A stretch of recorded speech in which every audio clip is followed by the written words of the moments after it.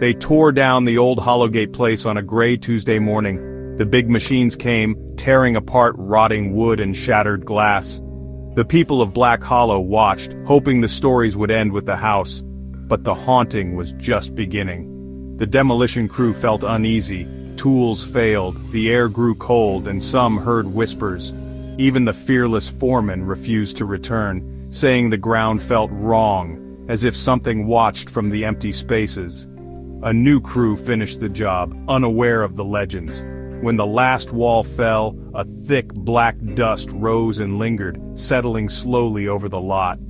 Witnesses said it looked like the house was breathing its last angry breath, a promise that the evil was not gone, just set free. The lot was empty, but the town couldn't forget. At night, the wind sounded different, like a long, sad sigh from the empty lot. Or maybe a whisper, saying the story wasn't over. The real scary story was about to begin. The house was just a cage, and now the door was wide open. Black Hollow thought it was safe, but the darkness had only changed shape. The town would soon learn that some things can't be buried. The haunting had only just begun. The nightmare was loose. Black Hollow is a small, quiet town with secrets. Its biggest secret lived on a hill, a tall, dark Victorian house casting a long shadow. For over a century, Hollowgate Place was the town's nightmare. The town grew around it, but always kept its distance. No homes were built on Hollowgate Hill, and the road was never paved. Children were warned to stay away, and the stories were true. People disappeared. Strange things happened. The house became part of Black Hollow's identity, a wound that wouldn't heal. When something bad happened, people looked up at the hill, feeling its presence. Some said the town's name came from the house itself, a hollow in the heart of Black Hollow. The house was more than a building. It was a scar, a reminder of something terrible that wasn't finished. The fear it inspired shaped the town. Even after the house was gone, its shadow remained.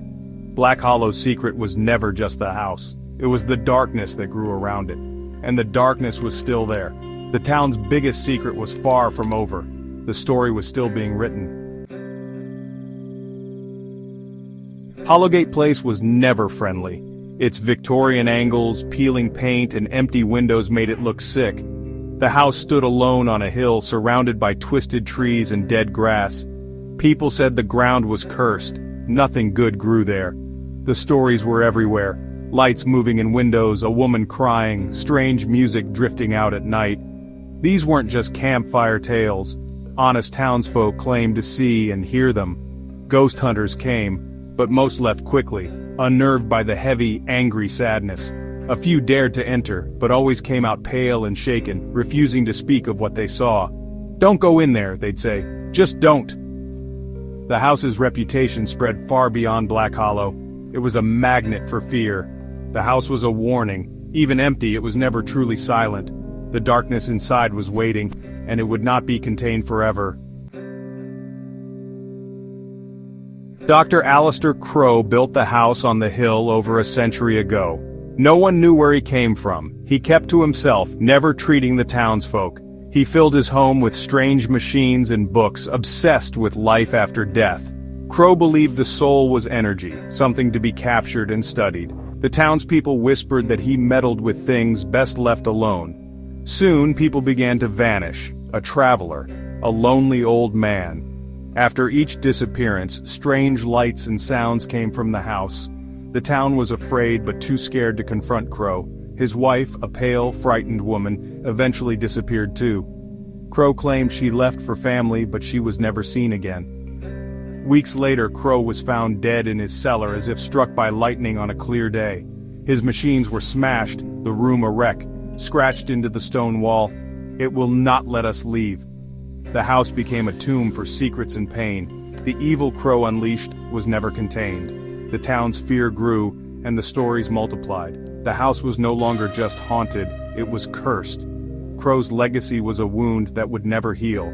The darkness he summoned lingered long after his death. The house became a prison for restless souls, and the town would never be the same. The true horror was just beginning. The experiment had never ended. After Crow's death, the house sat empty. No one dared enter. But the house refused to be forgotten. Stories spread, a woman's face in the window, smoke from the chimney, a piano playing a sorrowful tune. Teenagers dared each other to approach, but most never made it past the gate. Those who entered came out terrified, speaking of fresh footprints in the dust and unnatural cold. The worst were the whispers, faint like dry leaves coming from inside the walls, not words but feelings, anger, pain, sorrow. One man tried to spend the night but fled after an hour, haunted by what he heard. "They're all still in there," he finally said. "The doctor kept them, and they are not happy."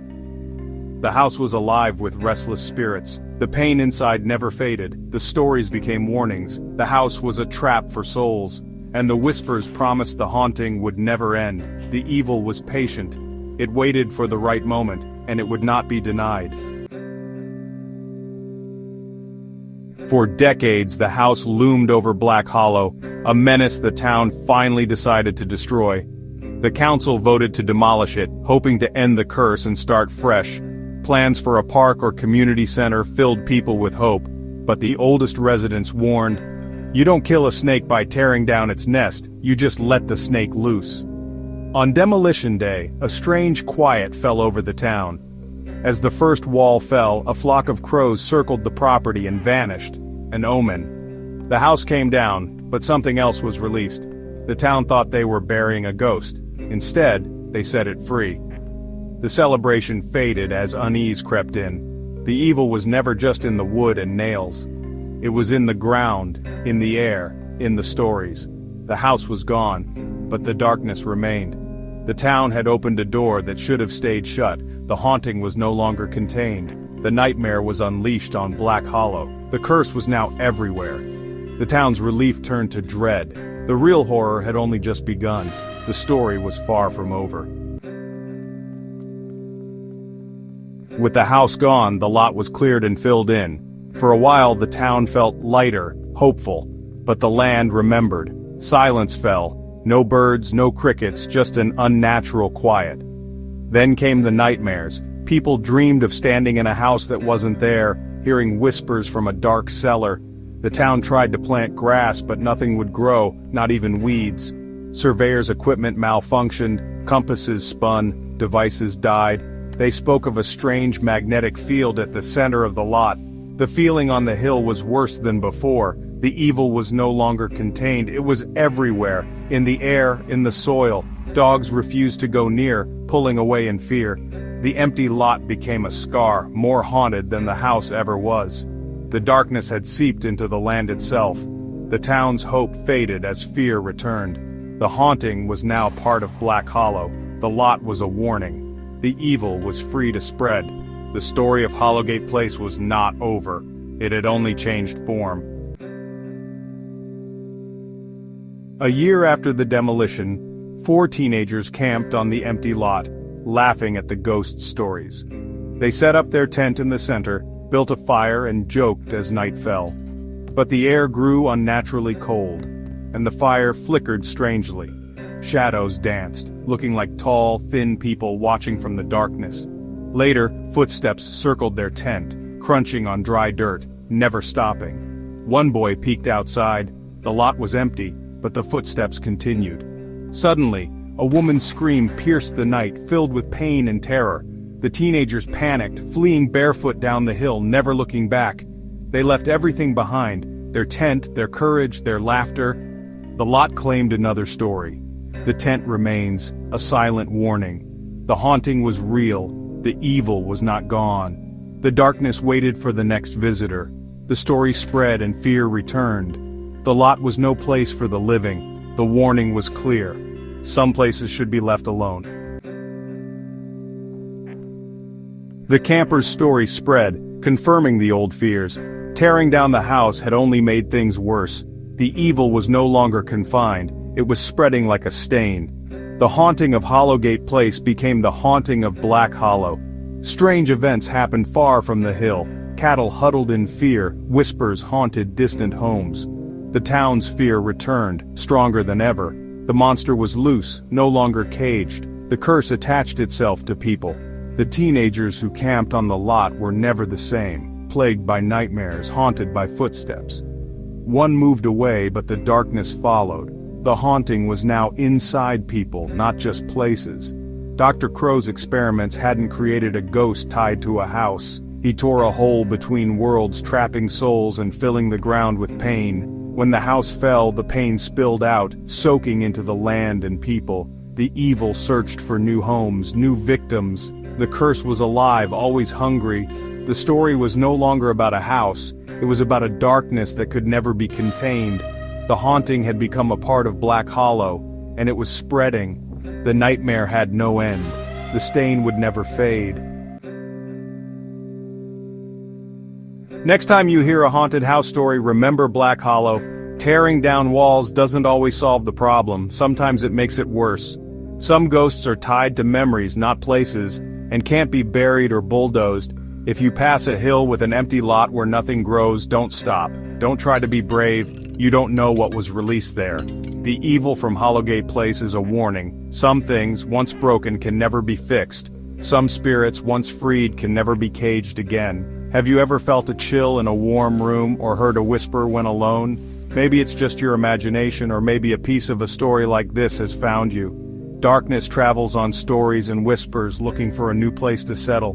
There are other tales like this, whispered in small towns and around campfires.